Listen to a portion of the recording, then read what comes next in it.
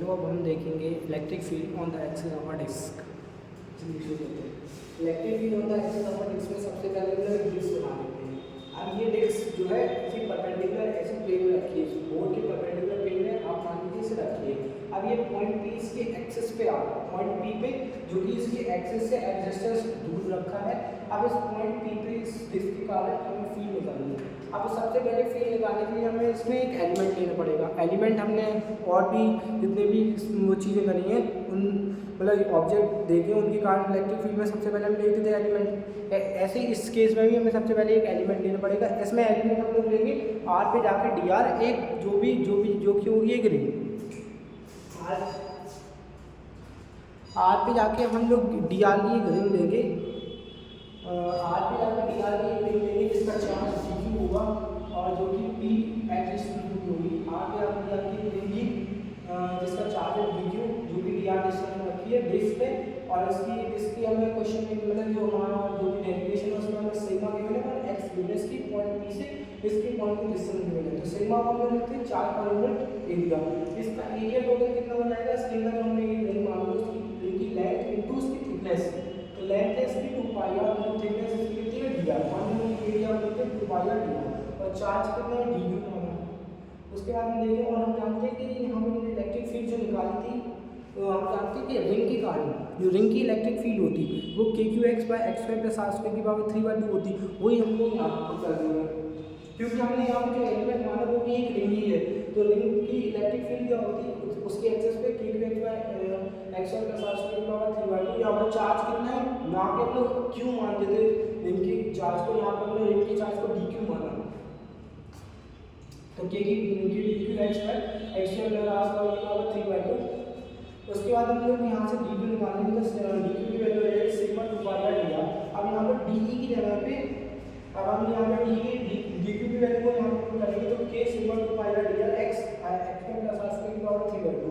अब यहाँ पे जैसे डी आ गया तो यहाँ पे अब हम क्या करेंगे तो यहाँ पे आर डी आर को अलग करके 2 sigma x by 4 by epsilon के में 1/4 बाई एप्सिलॉन लिख दिया तो 1/4 बाई एप्सिलॉन सिग्मा और आर डी आर को अलग कर दिया 2 पाई। अब ये 2 पाई से ये 4 पाई 2 टाइम्स चला जाएगा तो सिग्मा कितना आ जाएगा। उसके बाद अब जो बचा r by under x square plus r square को अब हमें इंटीग्रेट करना पड़ेगा। इंटीग्रेट हम लोग इसे सिंपली ऐसे नहीं कर सकते जैसे हमने और भी वीडियो में करा है। इसको इंटीग्रेट करने के लिए सबसे पहले हमें इसे लैग करना पड़ेगा। इसे लैग करना हमें x square plus r square को टी स्क्वायर के बराबर लैग करना। डिफरेंशिएट करेंगे इसे टी के रिस्पेक्ट में, टी के रिस्पेक्ट में डिफरेंशिएट करेंगे तो एक्स एक कांस्टेंट पॉइंट था जो कि हमने मान के रखा था तो इसका डिफरेंशिएशन 0 हो जाएगा। अब बचा हुआ जो आर है, आर जो कि वेरी कर रहा है क्योंकि आर हमने मान लो यहाँ दिया और कोई इंसान होता और कहीं आर ले लेते तो अलग अलग हो सकता है, मतलब आर वेरिएबल है। तो आर का डिफरेंशिएशन टी के रिस्पेक्ट में 2r फिर चेंज में करेंगे तो d r by d t equals to 2t। इसका डिफरेंशिएशन के स्क्वायर बाई 2t हो जाएगा। उसके बाद आर डी आर को हमने टी डी टी के बराबर रख दिया। उसके बाद इलेक्ट्रिक फील्ड लिखेंगे जब हमने यहाँ से आर डी आर को टी डी टी के बराबर रख देंगे।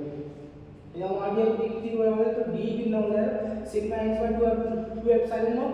उसके बाद आर डी आर को टी डी टी रखा और हमने इस पूरे पार्ट का x square plus r square को क्या माना था टी स्क्वायर के बराबर माना था। तो आर डी आर को टी स्क्वायर की पावर 3/2 हो जाएगी। तो ये 2 से 2 बढ़ जाएगा तो यहाँ पर बचेगा टी। अभी टी से टी क्यूब से टी बाई टी क्यूब हो जाएगा तो टी बाई टी क्यूब से टी मर जाएगा तो टी स्क्वायर बचेगा मुझे। तो यहाँ पे D T by T square बचा सिग्मा एक्स स्क्वायर 2 एप्सिलॉन को वैसे का वैसे गिरा। उसके बाद सबसे अब यहाँ पे इंपॉर्टेंट चीज़ है कि लिमिट किसकी लगा है। अब हमें यहाँ पे डिफरेंशिएशन किसके रिस्पेक्ट में है टी के रिस्पेक्ट में। पहले एक्स के रिस्पेक्ट में कर रहे तो एक्स की लिमिट आ रही थी, अब पर हम टी के रिस्पेक्ट में डिफरेंशिएट कर रहे हैं तो हम इसकी इंटीग्रेट कर रहे हैं तो अब टी की लिमिट चलाएंगे। तो टी की लिमिट चलाने में आर इक्वल्स टू 0 टी हमारा एक्स है क्योंकि जब हम लोग इस इक्वेशन में जब टी इसको आर को 0 रखेंगे क्योंकि हमारी आर की लिमिट कहाँ से कहाँ से 0 से 8 थी।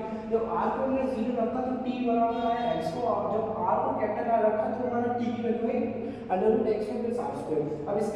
अब हम लोग टी के हिसाब से लिमिट चलाएंगे तो लोअर लिमिट क्या हो जाएगी एक्स हो जाएगी, अपर लिमिट हो जाएगी under root x plus r square हो जाएगी। अब इसे इंटीग्रेट करेंगे 1/t स्क्वायर पे, जब इंटीग्रेट करेंगे तो -1/t आएगा। उसके बाद इसकी लिमिट चलाएंगे तो x lower limit under root x plus r square upper limit हो जाएगी। अब सिग्मा एक्स में एप्सिलॉन तो वैसे का वैसे ही जाएगा।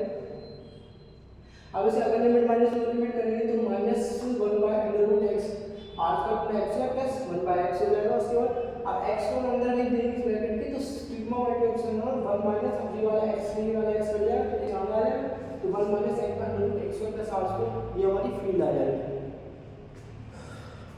तो आप स्क्रीनशॉट ले लो। Thank you.